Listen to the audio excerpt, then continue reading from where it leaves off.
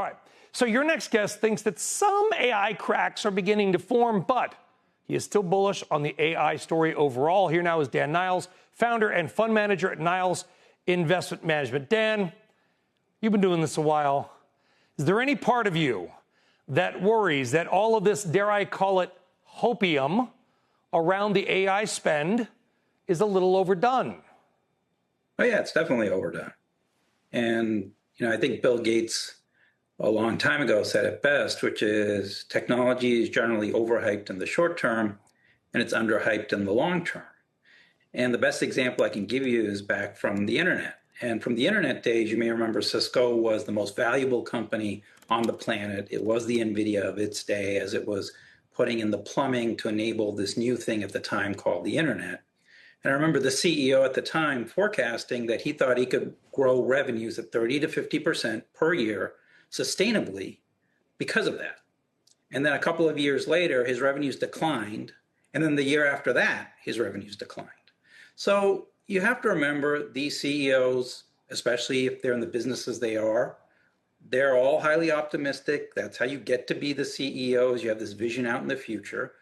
But don't mistake fantastical growth forecasts as this is what is going to happen, especially the further out you go. So this is where age and experience, I think, does matter a little bit, because I know what you're talking about.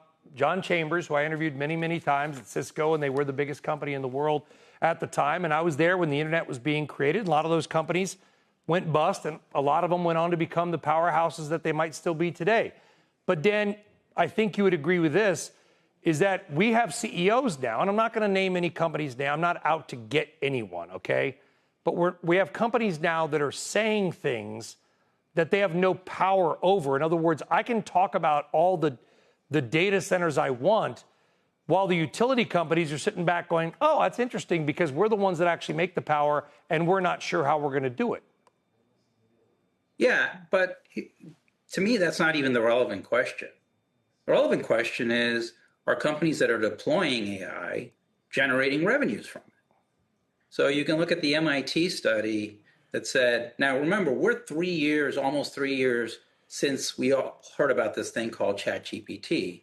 And the MIT study that came out earlier this month said that 95% of corporations deploying AI are seeing 0% return. Bain came out with a study yesterday that said we're going to be about $800 billion short in terms of revenues to fund this AI spend by 2030. And so you can look at statements like that, or a very simple one your viewers can relate to is, if you remember late last year, Salesforce was talking about agentic AI, and they were the poster child for agentic AI, and their stock was at an all-time record high. In August, the stock was at a 52-week low because this stuff's not getting deployed at the rate that the CEO there thought. So the revenues that you're generating from this, just like with the internet, right? You built out all this fiber, you didn't generate the revenues you needed, and then you had to go through a really brutal digestion phase after that. And I don't want to make any mistake. I am bullish right now for one simple reason. It has nothing to do with AI. It has to do with the fact that the Fed is cutting rates, and historically when that happens and they're spiking the punch bowl, as I wrote about this last Sunday, the market's going to go up. But I said you want to be invested in a broad market of stocks, not just 7 names associated with AI. And that'll take the AI names up with them. But I think in 2026, you're going to figure out that you don't have 20 companies that are going to win in AI, and people won't fund 20 companies that are all burning cash.